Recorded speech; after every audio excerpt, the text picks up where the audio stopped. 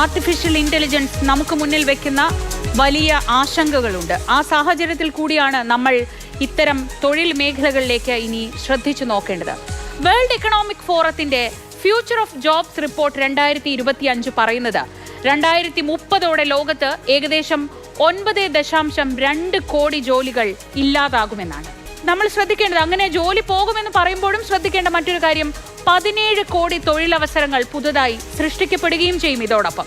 പക്ഷെ ആ തൊഴിൽ മേഖല ഒരുപക്ഷെ നിങ്ങൾ ഇപ്പോൾ പ്രവർത്തിച്ചു കൊണ്ടിരിക്കുന്ന അതാകണമെന്നില്ല. ഭയം വേണ്ട, ജാഗ്രത മതി. 17 കോടി പുതിയ തൊഴിലവസരങ്ങൾ സൃഷ്ടിക്കപ്പെടുമ്പോൾ ജോലി പൂർണ്ണമായി ഇല്ലാതാകുമെന്നല്ല, ജോലിയുടെ സ്വഭാവം മാറുമെന്നതാണ് നമ്മൾ ശ്രദ്ധിക്കേണ്ടത്.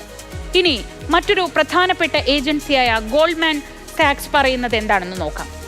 അവരുടെ വിലയിരുത്തൽ പ്രകാരം 30 കോടി ഫുൾ ടൈം ജോലികളെ, അതായത് പൂർണ്ണ സമയം നമ്മളൊക്കെ ജോലി ചെയ്യുന്നത് പോലെയുള്ള 30 കോടി ജോലികളെയാണ് ഇനി AI വരുന്നതോടുകൂടി അത് ബാധിക്കാൻ പോകുന്നത്.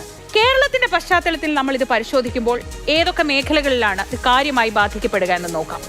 അത് medical transcription, medical coding, BPO സേവനങ്ങൾ, ഇത്തരത്തിലുള്ള പ്രധാനപ്പെട്ട ജോലികളെ ആയിരിക്കും ഒരുപക്ഷെ ഇത് വളരെ കാര്യമായി ബാധിക്കുക. പ്രത്യേകിച്ച് അമേരിക്കൻ ഹെൽത്ത് കെയർ മേഖലയ്ക്ക് വേണ്ടി പ്രവർത്തിക്കുന്ന കമ്പനികളിൽ ഇപ്പോൾ തന്നെ AI അസിസ്റ്റഡ് സോഫ്റ്റ്വെയറുകളൊക്കെ വളരെ വേഗത്തിൽ വ്യാപകമാവുകയാണ്. അപ്പോൾ നമുക്കിതിന് മറ്റൊരു വശമുണ്ട്. ഒരു പ്രതിസന്ധി വരുമ്പോൾ, ഒരു പ്രശ്നം വരുമ്പോൾ സ്വാഭാവികമായും അതിന് മറ്റൊരു വഴി ഉണ്ടാവുമല്ലോ, അല്ലെങ്കിൽ മറ്റൊരു വശമുണ്ടാകുമല്ലോ.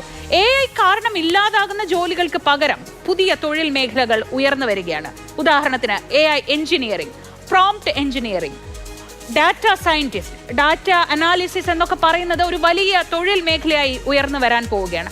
ഈ മേഖലകളിൽ സൈബർ സുരക്ഷ, നമുക്കറിയാം ഇപ്പോൾ നമ്മളൊക്കെ എല്ലാം ഒട്ടും സുരക്ഷിതരല്ലാത്ത ഒരു സൈബർ ലോകത്ത് ജീവിക്കുകയാണ്. സൈബർ സുരക്ഷ, cloud computing, AI quality assurance, AI governance, അങ്ങനെ പല പല മേഖലകളിൽ AI-യുമായി ബന്ധപ്പെട്ട് പുതിയ തൊഴിലവസരങ്ങൾ ഉയർന്നു വരുന്നുണ്ട്. അതായത് പിടിച്ചു നിൽക്കാൻ ഒരൊറ്റ വഴിയേ ഉണ്ടാവൂ, അപ്സ്കില്ലിംഗ്. നിങ്ങൾക്കിപ്പോൾ ഉള്ള സ്കില്ലുകളെ മികച്ചതാക്കുക, മെച്ചപ്പെടുത്തുക, പുതിയ സ്കില്ലുകൾ പഠിച്ചെടുക്കുക, പുതിയ കഴിവുകൾ ഉണ്ടാക്കിയെടുക്കുക മാത്രമായിരിക്കും ഇനി നമുക്ക് മുന്നിലുള്ള വഴി. ഇതിനെ ഒരു മുന്നറിയിപ്പും അതേസമയം ഒരു അവസരവുമായി കാണണമെന്നാണ് ചുരുക്കം.